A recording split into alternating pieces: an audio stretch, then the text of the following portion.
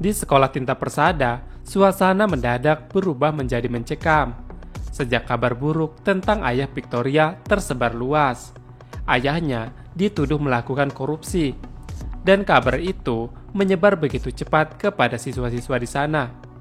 Membuat Victoria menjadi sasaran cemoohan para siswa Tinta Persada. Setiap sudut sekolah dipenuhi bisikan dan tatapan sinis yang mengarah kepada Victoria. Dan Victoria hanya bisa menduduk kepalanya menahan rasa malu yang begitu besar.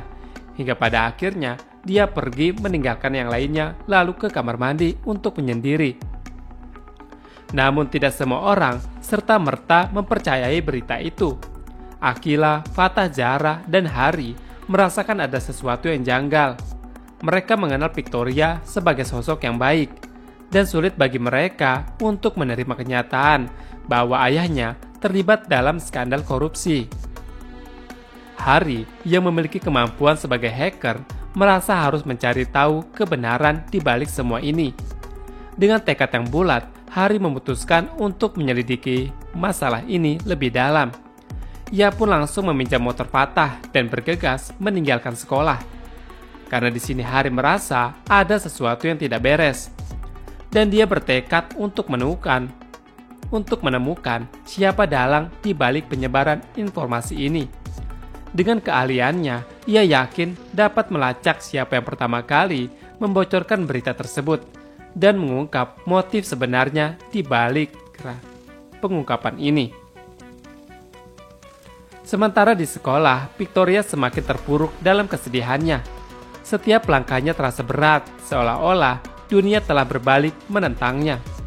Mohan yang selama ini dekat dengannya, dan pada saat itu di sini Mohan mengantarkan Victoria untuk ke rumah sakit karena ayahnya saat itu sakit. Di sini Mohan tidak bisa menahan rasa bersalahnya.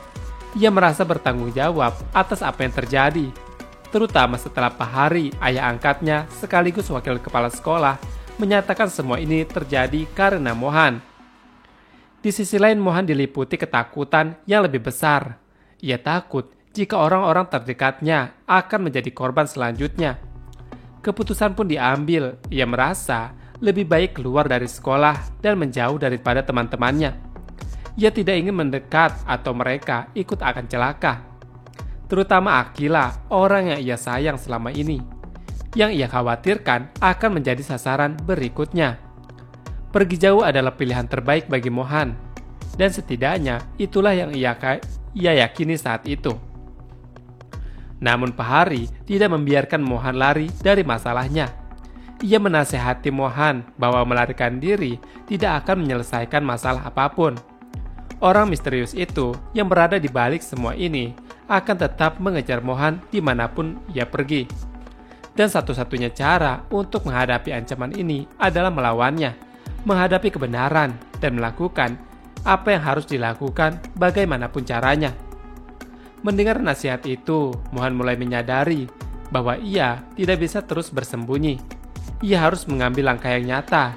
Oleh karena itu, ia memutuskan untuk bekerja sama dengan Fatah untuk menyelidiki siapa sebenarnya dalang di balik semua ini.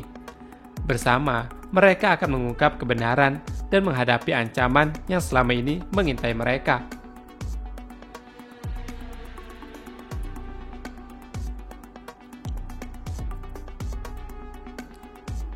Mohan lalu di sini berpikir dan mencoba menghubungkan semua kejadian yang telah berlangsung. Motor yang hilang, skandal keluarga Victoria yang tiba-tiba tersebar, dan berbagai insiden kecil yang terus terjadi di sekelilingnya. Semuanya terasa terlalu terencana, terlalu sistematis untuk sekedar kebetulan. Sementara itu perasaan bersalah pun terus menghantuinya. Victoria juga kini menjadi bahan ejekan di sekolah dan hinaan di sekolah atas perbuatan ayahnya. Ia tidak bisa membayangkan bagaimana perasaan Victoria saat ini yang membuatnya frustasi dan harus menanggung malu. Fatah memang tidak bisa tinggal diam melihat situasi yang semakin kacau. Setelah sebelumnya ia mengerahkan orang kepercayaannya untuk mencari motor Dava yang hilang karena Mohan, kini masalah yang menimpa Mohan semakin bertambah parah. Skandal keluarga Victoria yang tersebar luas di sekolah membuat nama Mohan kembali terseret sebagai pihak yang bertanggung jawab. Setidaknya itulah yang Pak Hari katakan kepada Fatah. Fatah memahami bahwa Mohan tidak mungkin bersalah karena ia sangat mengenal Mohan. Tetapi ia juga tahu bahwa dalam situasi seperti ini, kebenaran tidak selalu menjadi hal yang mudah diterima oleh semua orang. Orang-orang butuh seseorang yang disalahkan, dan sayangnya Mohan menjadi target yang paling mudah. Dengan ketenangannya, Fatah mulai menyusun rencana. Ia tahu bahwa orang yang sedang bermain di balik layar ini bukanlah orang biasa. Kejadian-kejadian yang menimpa Mohan terasa terlalu terencana. Seakan ada seorang yang benar-benar ingin menghancurkan Mohan secara perlahan. Fatah tidak hanya fokus pada pencarian motor Dava, tetapi juga mulai menghubungi jaringan informasinya untuk mencari tahu siapa dalang sebenarnya dari semua ini. Ia sadar bahwa jika ia tidak bertindak cepat, bukan hanya Mohan yang akan hancur, tetapi juga orang-orang di sekitar Mohan, termasuk Victoria, Akila, bahkan Jara nantinya. Dalam diam, Fatah sudah mengambil keputusan. Apapun yang terjadi, ia akan membantu Mohan sampai akhir. Tidak hanya karena berteman, tetapi juga karena Fatah tidak suka jika ada seseorang yang bermain kotor dan menghancurkan hidup orang lain dengan cara licik seperti ini. Di sisi lain, Bu Anita semakin terperangkap dalam ketakutan yang mendalam. Telepon demi telepon dari sosok orang misterius itu semakin membuatnya tertekan.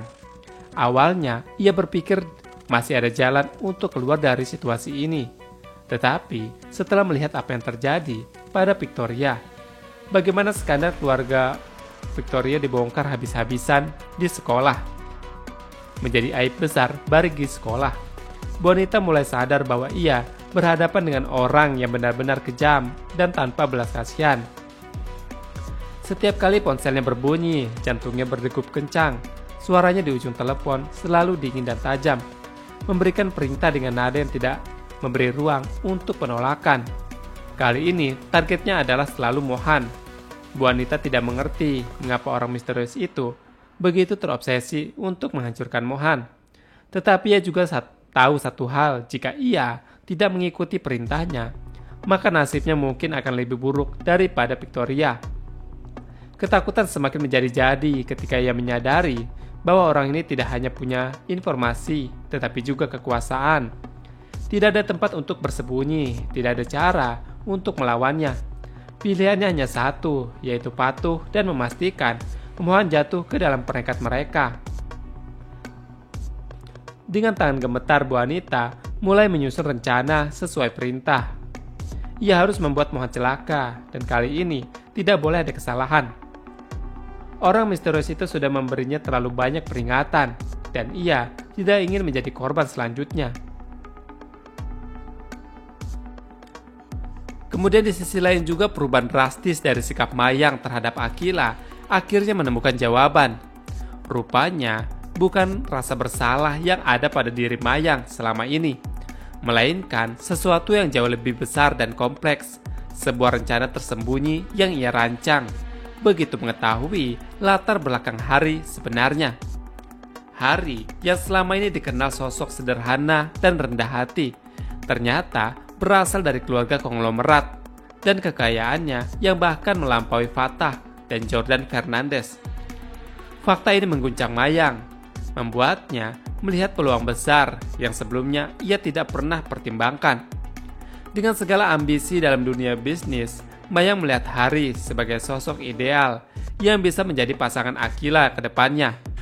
Ia bukan hanya seseorang pemuda berbakat dan cerdas, tetapi ia juga memiliki kekuatan finansial yang memberikan kehidupan mewah bagi Akila.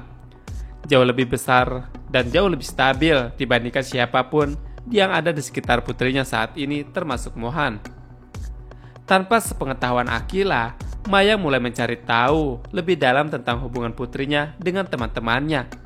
Ia ingin memahami siapa saja yang paling dekat dengan Akila, siapa yang memiliki potensi untuk membawa ke arah yang lebih menguntungkan. Ada Hari, William, dan lain-lain yang menjadi objek perhatian Mayang. Namun satu hal yang membuat Mayang sedikit gelisah adalah hubungan Akila dengan Mohan. Dan ia tahu jika Mohan tidak memiliki latar belakang yang sangat kaya.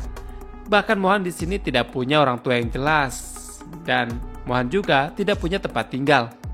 Ini yang membuat Mayang nantinya akan terus menolak Mohan untuk dekat dengan Akila. Akila sendiri juga tidak menyadari jika Mayang diam-diam mengamati semua interaksinya. Ia menikmati setiap momen kebersamaannya dengan ibunya tanpa rasa curiga sedikit pun.